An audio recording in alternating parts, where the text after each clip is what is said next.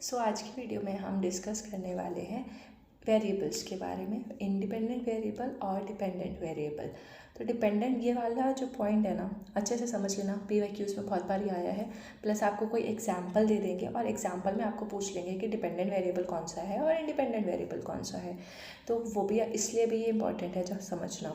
तो कोई एक फिनोमेना या कोई सिचुएशन वो होती है हमारी डिपेंडेंट वेरिएबल, और जब हम उस सिचुएशन का कॉज जानने की कोशिश करते हैं, कारण जानने की कोशिश करते हैं, तो वो कॉज ऑफ द फिनोमेना जो होता है, जब हम उसको एक्सप्लेन करते हैं तो वो होता है हमारा इंडिपेंडेंट वेरिएबल। सबसे बेस्ट एग्जांपल प्लांट का, plant is a dependent variable क्योंकि हम प्लांट की स्टडी कर रहे हैं। जब हमने उसको वाटर दिया, सनलाइट दी, ठीक है, या उसको कभी शैडो में रख दिया, कभी सनलाइट दे दिया, कभी पानी कम दिया, कभी पानी ज़्यादा दिया, तो क्या इंडिपेंडेंट वेरिएबल है पानी, सनलाइट, सॉइल, क्योंकि हम उसको चेंज कर सकते हैं। और हमेशा ये याद रखो कि इंडिपेंडेंट वेरिएबल जो है मैनिपुलेटिव हो सकते हैं, क्योंकि हमने क्या किया, एक प्लांट था, राइट, वो एक सिचुएशन थी, एक फिनोमेना था प्लांट हमारा, वो डिपेंडेंट वेरिएबल था, उसके ऊपर हम स्टडी कर रहे थे। तो जब हमने उसके ऊपर चेंजेस करे तो हमने इसका कारण जाना ना कि ये जो प्लांट था मुरझा गया क्योंकि हमने शैडो में रखा। जब हमने इसको पानी दिया तो ये थोड़ा सा खिल गया, और इसको सनलाइट मिली तो खिल गया, राइट। लेकिन हमने इसको सनलाइट नहीं दी, लेकिन पानी डाला, फिर भी ये सही से ग्रो नहीं हुआ। सो ये क्या है, जब हमने कारण जानने की कोशिश करी तो इसका मतलब हमने क्या किया, इंडिपेंडेंट वेरिएबल का इस्तेमाल किया।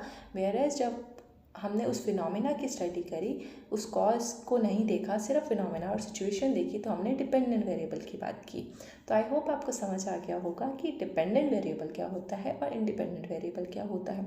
एक्स्ट्रा वेरिएबल्स कुछ ऐसे वेरिएबल्स होते हैं, एक्सटर्नल वेरिएबल जिसको हम बोलते हैं, जो ना चाहते हुए भी हमारी स्टडी में आके हमें तंग करते हैं, कि जो बाहर से आ गए और उन्होंने हमारी स्टडी को बिगाड़ दिया। हमने सोचा भी नहीं था कि ऐसा हो सकता है, ठीक है, लेकिन वो हमारे हाथ में नहीं होते, अनकंट्रोल्ड वेरिएबल्स होते हैं। कि जैसे कीड़े पड़ गए प्लांट में, ठीक है, अब हमने तो नहीं सोचा था ना, हम तो अपना एक्सपेरिमेंट कर रहे थे। तो प्लांट में कीड़े का पड़ जाना, या बाहर से कोई पंछी आया और पंछी ने उसमें कुछ डाल दिया तो उसकी वजह से वो ख़राब हो गया। सो ये तो हमारा एक्सटर्नल वेरिएबल हो गए जो कि हम कंट्रोल नहीं कर सकते। तो आई होप आपको समझ आया होगा इंडिपेंडेंट, डिपेंडेंट, एक्सटर्नल वेरिएबल्स या अनकंट्रोल्ड वेरिएबल्स क्या होते हैं। और अगर आपसे PYQ आए, कोई एग्जाम्पल दे रखा हो, तो आप समझ जाओगे अगली बार से कि हाँ, ये एग्जाम्पल का ये पार्ट डिपेंडेंट वेरिएबल है और एग्जाम्पल का दूसरा पार्ट इंडिपेंडेंट वेरिएबल है जिस पे हम स्टडी कर रहे हैं। जैसे कि टीचर का एग्जाम्पल, एक टीचर है, वो बच्चों की स्टडी कर रही है, उनके बिहेवियर को लेकर, उनके एटीट्यूड को लेकर। इस केस में जो स्टूडेंट होगा वो डिपेंडेंट वेरिएबल है क्योंकि उस पे स्टडी हो रही है, और जो बिहेवियर, एटीट्यूड या उसको जो चेंज किया जा सकता है वो उसका हो जाएगा इंडिपेंडेंट वेरिएबल, क्योंकि वो टीचर ये देख रही है कि जब मैं बिहेवियर चेंज करती हूँ, या जब मैं इसका एटीट्यूड चेंज करती हूँ, या जब मैं इसके पेरेंट्स से बात करती हूँ, पेरेंट टीचर मीटिंग होती है, तो इसके में चेंज क्या आता है, तो स्टूडेंट डिपेंडेंट वेरिएबल हो गया।